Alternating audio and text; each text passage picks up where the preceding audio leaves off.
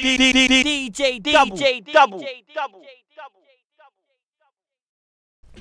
It's DJDUBL here, and today I'm joined by one of the most exciting names in UK music. 23's in the building. Yo. What's going on, bro? All good, man. Welcome to the show, man.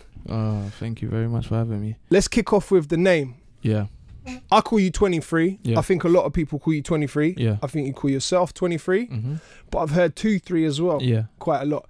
Does it bug you when people get it wrong? No, not at all, man. I'm comfortable with both. It's whatever people feel comfortable with. 23. Yeah. Whatever. I don't mind. Is it true that you chose 2-3 because that's Michael Jordan's number?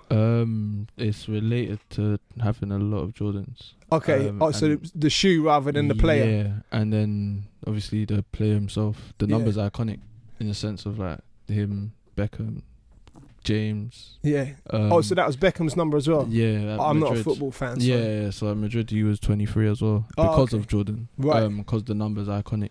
Yeah. In the sense of like being the best at whatever you do in that field of sport. Obviously Jordan probably being recognised as the best basketball ever. And now James as well. Okay. And then Beckham as a footballer as well at the time. The magic number. So yeah, trying to just keep that same pattern going off. I like it. Unofficial is 2-3 or 23 unofficial on the socials now as well. Makes it a lot more searchable. Yeah, definitely. Makes it easier to find your stuff.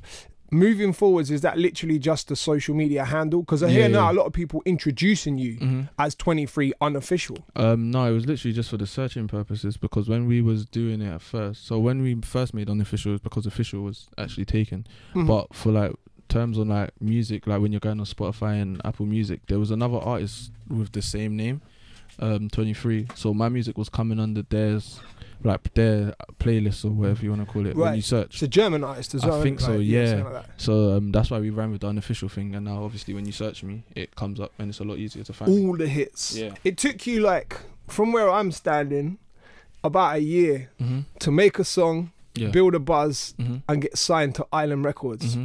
That's mental. Like that's for you. Is it kind of like? Do you recognise that that is an incredible achievement, or was it always like? This is the plan, because for some people they set out with that mindset and they achieve it and it's nothing to them because they just have that winning formula, you know. The plan was never to like end up getting signed or anything like that. Was not what we was aiming for. We were just aiming to push out good music onto the roads, and then obviously hopefully get recognized from it, and then success obviously will follow with that.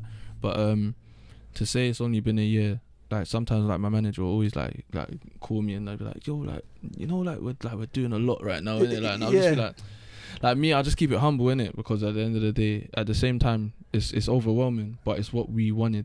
Like when it came down to like you don't go into this unless you want to be successful, type of thing. You don't go into anything really unless you want to be successful from it. So knowing that the position we're in now, it's like I hoped for this and now it's come. So now I need to be able to know how to deal with it and carry on and keep coming with the same formula that we was already running at the time to continue the success hopefully as well. Is it right that kind of sort of happened by accident, you getting into music? It wasn't always the plan, right? No, I wasn't like I never I wasn't one of those kids that said like, oh yeah, I used to rap around the house and like sing songs and that. I was definitely involved in like a lot of like my dad used to be a DJ, shall I say, sorry, before I was born. So I've definitely grown up in a household that's just like nothing but musically influenced. Like my mum's always playing music out loud on a Sunday. You can come home on a Tuesday evening, she's cooking, the music's blasting out loud. Literally.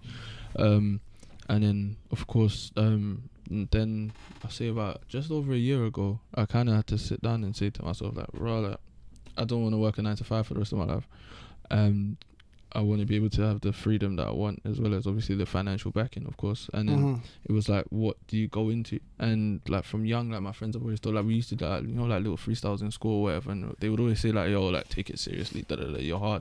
But like music's like being in it now, it's a crazy thing. So before you go into it, you already know it's crazy. So it's like am I really gonna put my face out there like doing this and there?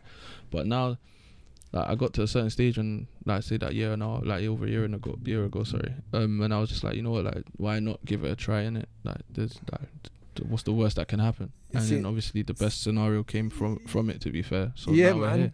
So what was the point where you were like, no, I'm putting in my notice? Like what was the catalyst there where you really thought this can go? I had a few jobs, you know. But I was probably on the one before last when I took music seriously, in a sense of like, even when I took it seriously, I wasn't like like this is my life now. Like it was just like we're just putting songs up, and then hopefully we get the recognition, and it gets where it gets to. Like I never like sat down and said, oh yo, this is gonna get like 1 million views, or this one's gonna be the one that puts me onto that level or whatever.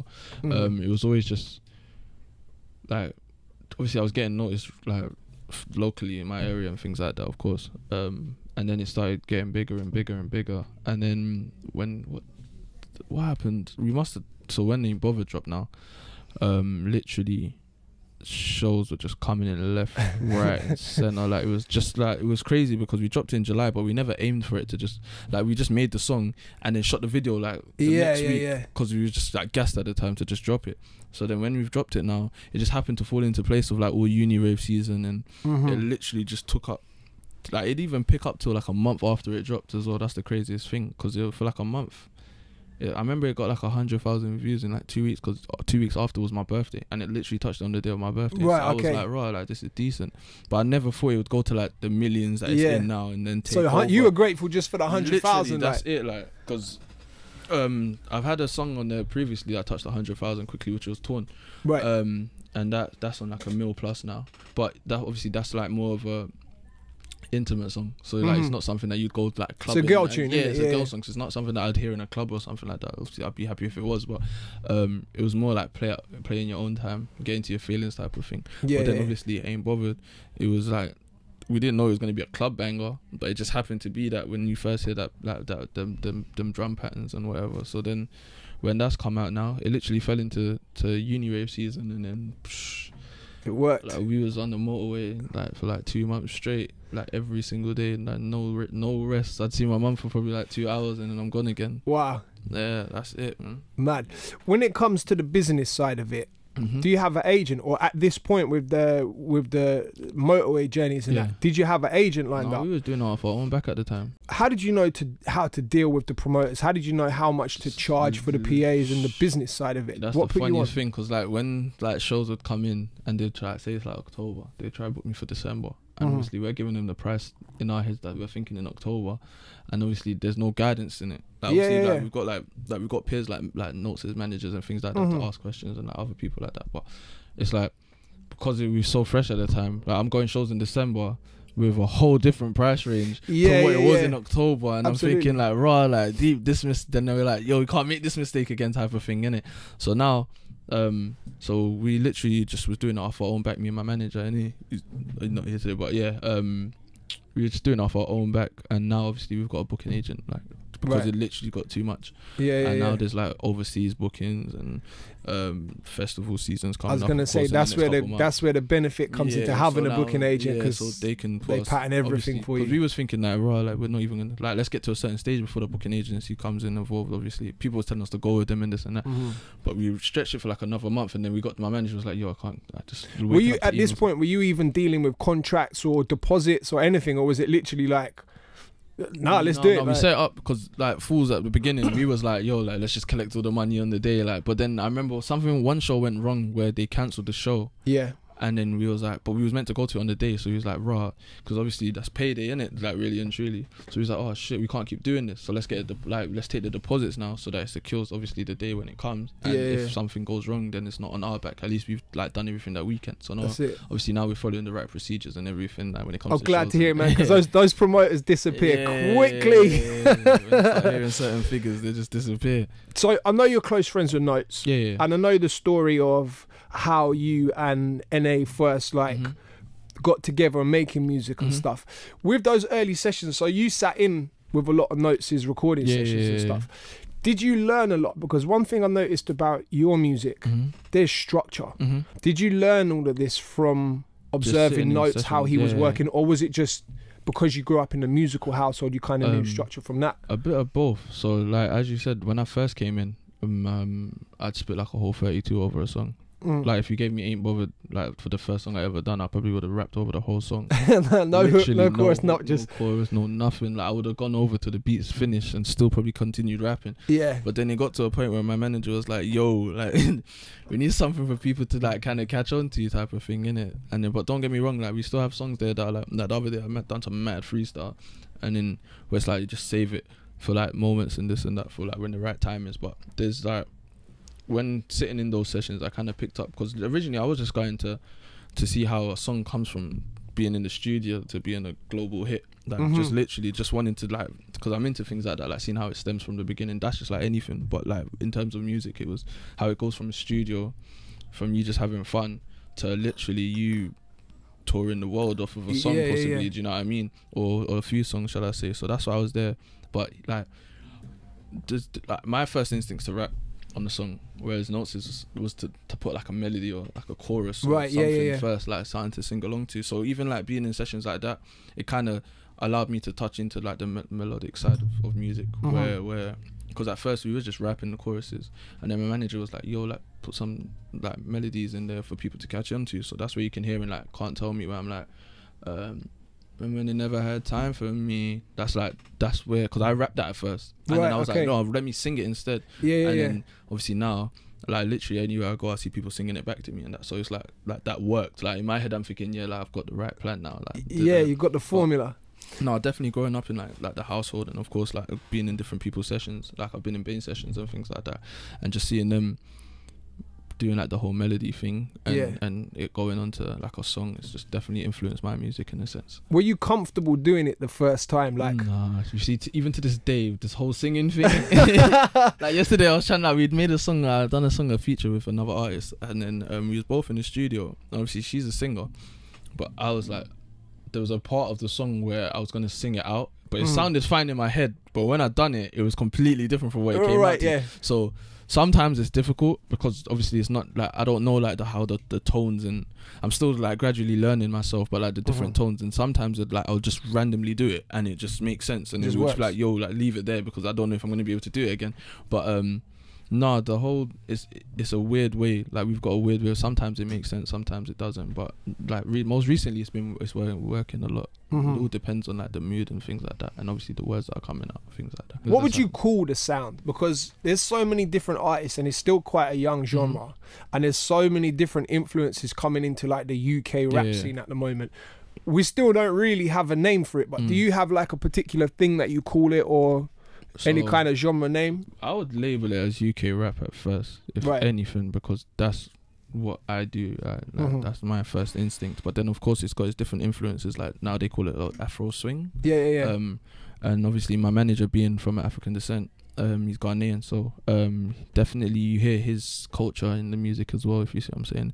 And obviously, it's like a relevant thing at the moment as well, like Afro beats and Afro swing. But then there's a lot of like if you hear a naughty, it's more of a bashment swing to it, because that's what I've grown up listening to, in that sense. So is your family Jamaican? My dad's Jamaican and my mum's Somalian. Oh, okay, But my mum's like British born. Both my parents are British born, so she grew up like listening. Like if you go in my house, you'll hear banging like Vybz Kartel and things like that. So like and like a lot of old school bashment like Sean Paul and Supercat and things like that. So like you get a lot of diverse music in my household, like to all the way to like Biggie, and then like your Run DMCs and things like that. So there's a lot of different blends of music in my household. Mainly my mum probably plays mostly like 90s R&B, early thousands. So that's where like a lot of like where you hear Torn come into it. That's where like I remember I was listening to it in my mum's car one day, and I was just like, yo, like the chorus is making sense, let me try and twist it onto a song, like, and then that's how we came up with Torn, just randomly.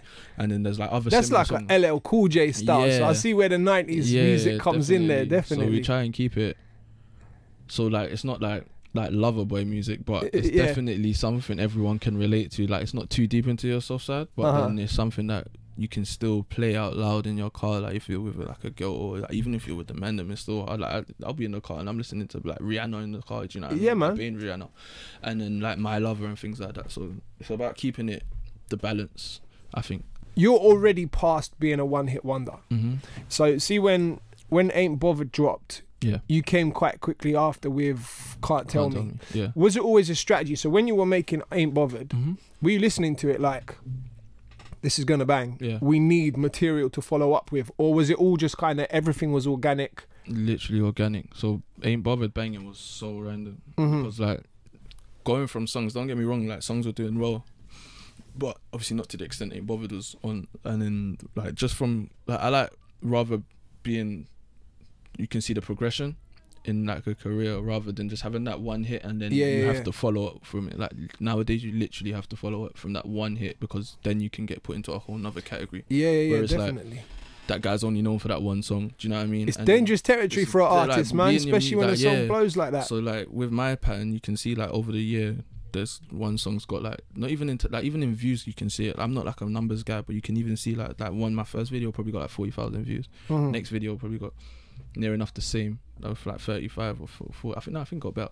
And then the next video was less, and then I dropped Naughty, but of course that was following off the back of Addison Lee. So that was on like a 500,000 within like 2 months or something like that. So, and then the follow up to that was Torn, which done even better, which is now on a 1.5 I think. Right. And then we dropped Make Money, which was like a wild card for our side, because we didn't have nothing to drop at the time. I remember, so like I just dropped it thinking that like it's alright and this and that. And then following up from that's on like 100,000 views now. And then obviously Ain't Bothered came out, 3 mil. And then Can't Tell Me's now just touched 5 million views. I was gonna say Can't Tell Me's got more than Ain't Bothered, didn't it? Like you play it in the club, and I come off a show the other day from Birmingham to come out to Can't Tell Me. Everyone went crazy, but then when Ain't Bothered comes on, just I'll show you the video after. Like literally 1,000 people singing my song. Like it's crazy. I was gonna say, how does that feel? Because you got, and that's not even 1,000 people like from your school, or from your area, from your estate, whatever. That's Birmingham, man. That's a whole nother accent. Yeah, definitely. It's mad because like there's one thing saying like, I've got a popping song in the streets, but then when people actually show you that your song's popping, it's a whole nother layer. Like when shows are just different nowadays. Like there's not I don't think I've had like a dead show. Right. Literally, like there's like every show I go to probably like there's like everyone singing the words, but that show the other day was probably like the top 5 shows that I've probably been to. And I've been to a lot. So just having people singing your song back to you is just crazy as it is, because like me, I'm like a proper like reserved guy. So when it comes to like chilling and things like that, I'll probably be the quietest. But you see shows like when I see the people gas, like that does something in my head. You just get the energy in the crowd, and I'm just like raw. Like you see a whole nother side to me that you don't see. Just because of their reaction. Your style, in terms of recording in the studio and the sound of your music, is very laid back. Do you keep that same thing on stage? Because I haven't seen you live yet.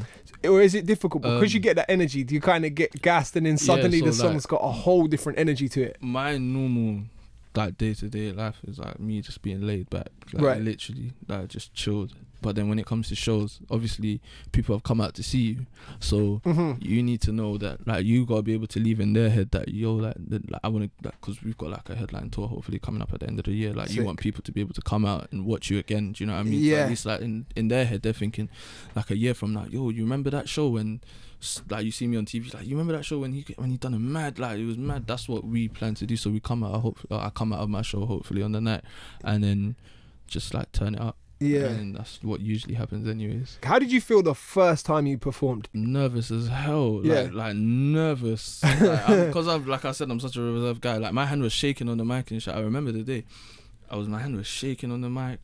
I was like, oh shit.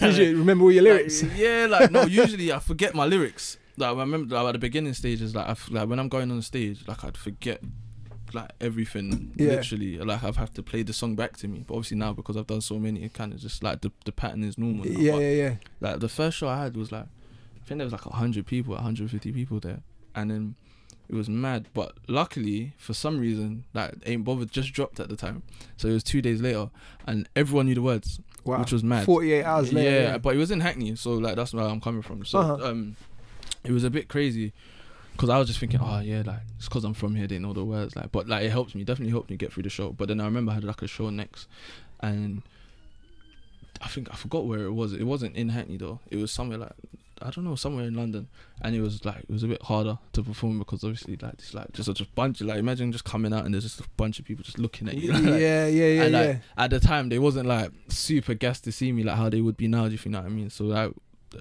I came out and I was just nervous, my hand was shaking. I still went through with the performance, but but now it's like I come out and there's the moment they say my name, like the energy, everyone's screaming it. So it's just like like I'm here. I'm glad you got to that level, man. The crowds can be very unforgiving, especially around London. Definitely. Like I've seen seasoned performers struggle. I've gone to a Tory Lane show and he had like a supporting act. I think he's from Canada. They literally booed the guy off stage and threw apples at him. Who takes an apple to it? Why are you taking an apple to a I don't even know. They dashed drinks at him. Like I was like, bruh, people in London don't give a shit. Like, that's Yeah. That's crazy. So Unforgiving crowd. Obviously, coming out of London to then go to like, I remember my first show outside of London was Leicester, and it was a uni rave. But I've been seeing, I remember I just literally come off the Note store, so we were seeing like the song just getting played in the like in Leicester and other uni places, and everyone's, because obviously it's my age mates like that are in the uni raves. And yeah. So like we're seeing it on Snap literally going off. So I'm just like shit, like I can't wait to go. So when they actually got the opportunity to go, now I was like, oh shit, I'm here now.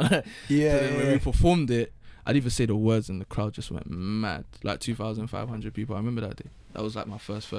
That's amazing, uni man. rave show, like, and then just like numbers like that. Because when you break it down, your video's on over 1 million views.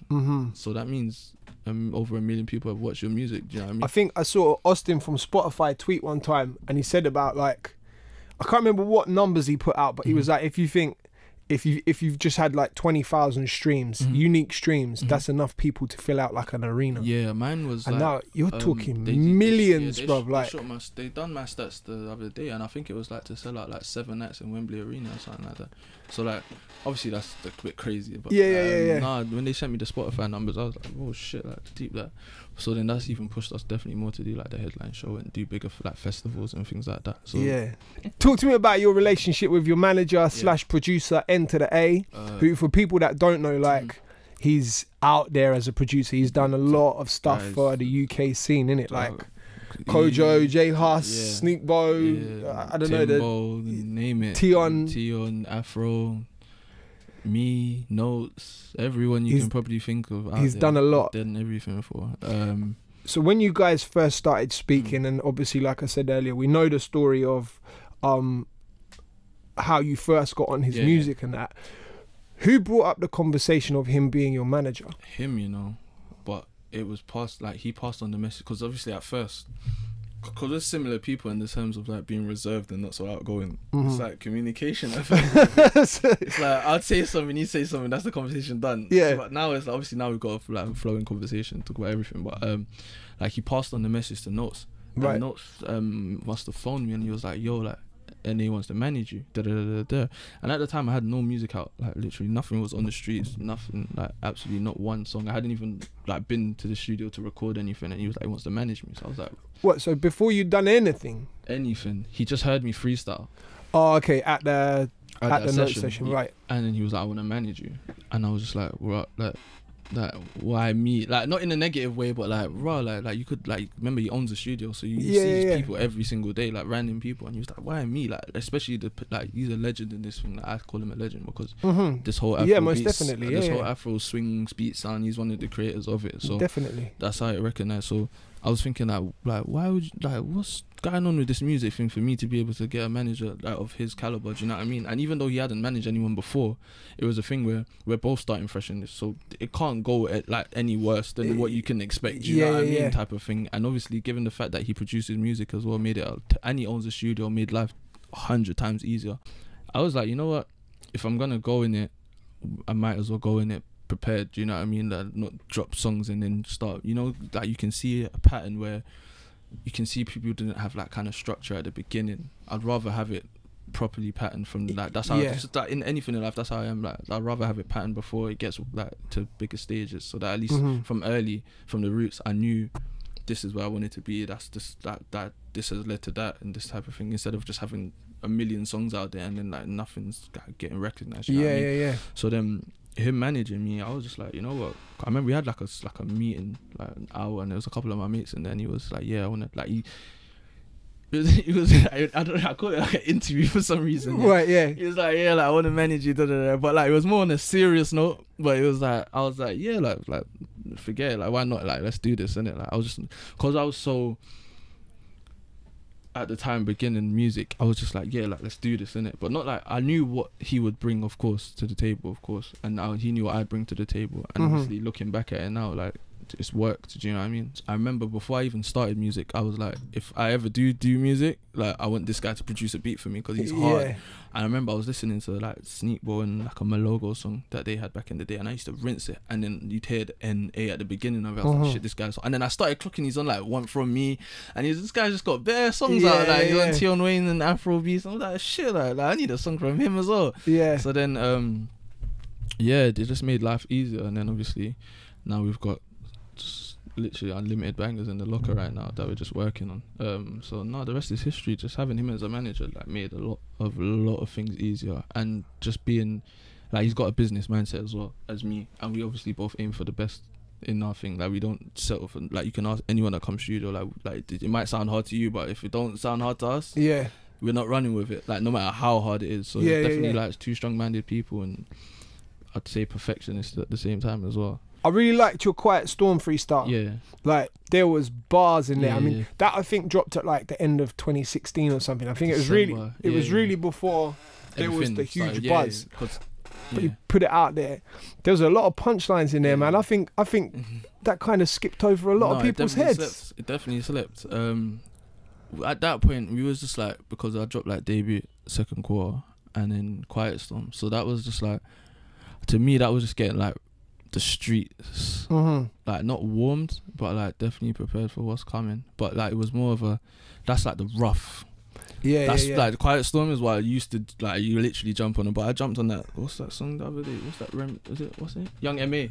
That walk freestyle. Okay, I jumped on that the other day, and it's mad. Like, it's literally mad. Is that out there? Because I didn't hear that yet. It's not out yet. But we're questioning where should we bring it out at the moment, because obviously everyone was doing Pen Game. Yeah. I heard that and I was like, no, I'm doing this. Like, I'm being different today. Like, I'm gonna go do this, and I was gonna do it, and then it ended up being from like a minute, because I was rapping so much that I just carried on spazzing, and it ended up being like a 2:30 now. So like, it's a freestyle mode. But I'm thinking to drop it, but that was in like, because I was listening to Quiet Storm just before it, so I was like, it's been a while since I've actually like kind of come on the song and like just freestyled hard. But because I think I heard the Young M.A. version, I was like, it's time to rap, and everyone was doing Pen Game, so I was just in the freestyle mood at the time. So then but no, Quiet Storm definitely got slept on.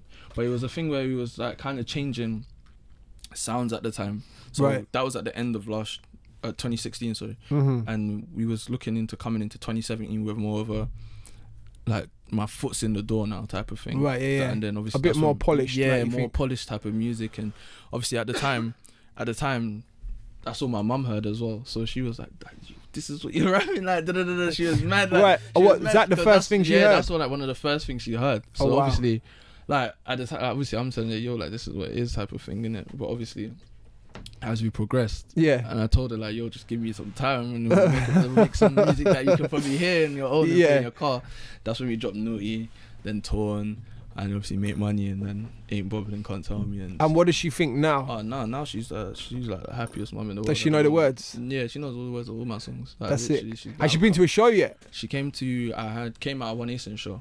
And then she came to that, my dad and my little brother. So that was fun still. But no, definitely when I came on with like the 3 plaques and that, she was like, you can, like, as soon as you walk into my house, it's just there. Just put it off to show off to everyone. No, but no, like every day, like, she'll text me saying like, yo, your song's on this many views now. I don't even look at it anymore. So she's there just checking. Just there. Like, I'll come into the house, they're playing like some of my exclusives, and I'm just like, bro, like, she'll tell me like, bring out that song next. Like, and I'm just like, bro, like, probably co-managing now, definitely involved. No, but no, she's happy, man. Because you've got lyrics in, like, you're actually saying stuff in some of that as well. So like, does she question you about anything? Like, what did you mean when you said, like, because you've got things where you say like you skip death and stuff like, is she definitely, like, obviously a question, and then you see things across like, the road without looking, and then you got hit by a bus, like them ones, definitely some real stuff in there. But obviously at the time, like, things were going on, so like, it was just the only way to express it, you know what I mean? But now obviously a lot of things are more pleasant and happier.